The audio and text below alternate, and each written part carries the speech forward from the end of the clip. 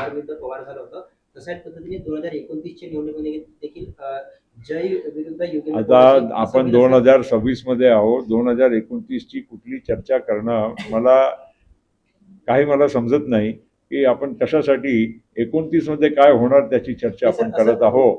आता कोणी बोललं असेल तरी माझ्या म्हणणं एकच आहे की 26 मध्ये 29 ची आपण चर्चा करणं कुठेही हे आता काही अर्थ नाही. आणि सर याच मुद्द्यावरून म्हणजे रोहित पवार जे हे बोलत होते त्याच्यानंतर शेवटी त्यांनी असं म्हटलंय की लोकांची पवार विरुद्ध पवार करावं अशी इच्छा राहत नाही, मात्र काही लोक मुद्दाम म्हणून पवार विरुद्ध पवार करतात असा त्यांचा आरोप असं आहे की हा सगळे विषय जे आहे ना, आम्ही आमच्या राष्ट्रवादी काँग्रेस पक्ष सुनेत्रा वहिनी अजितदादा पवार यांच्या नेतृत्वामध्ये आम्ही काम करत असताना आम्ही आमच्या पक्षाच्या साठी आम्ही काम करत आहोत.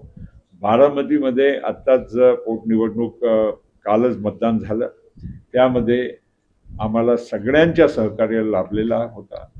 त्यामध्ये सुप्रियाताई सुळे असो, आदरणीय पवारसाहेब असो, त्यांच्या पवार कुटुंबियाचे अन्य सदस्य असो, सगळ्यांनी यामध्ये सहकार्य केलं, त्याबद्दल त्यांचा धन्यवाद.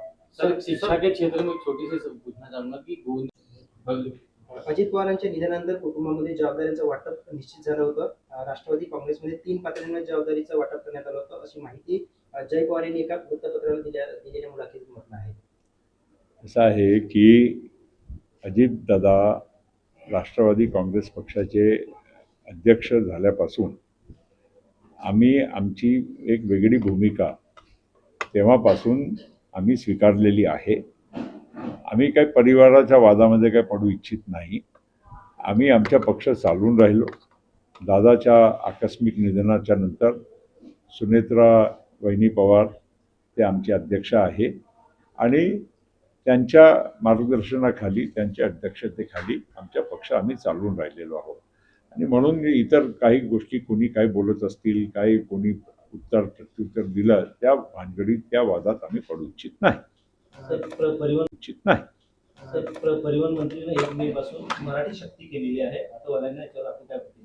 जो आपल्या राज्यामध्ये राहणारा व्यक्ती असेल आणि खास करून ज्यांच्या सामान्य नागरिकांशी त्यांचा संपर्क राहतो आणि खास करून ऑटो चालक असो, टॅक्सीवाले असो, त्यांना आपल्या या राज्याची भाषा, आपली मातृभाषा मराठी ते शिकलीच पाहिजे ही आणि महत्त्वाची गोष्ट आहे. इतर राज्यामध्ये आपण जातो, किमान चर्चा करण्यासाठी पुरती तर त्या स्थानिक भाषा लोक बोलत असतात. तेवढं तरी आपल्या या म्हणजे सुविधाचा हा एक काम आहे.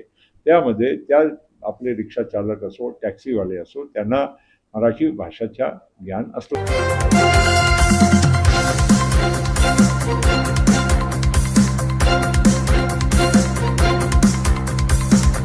समाज साधना न्यूज, समाजहितासाठी सदैव अग्रेसर.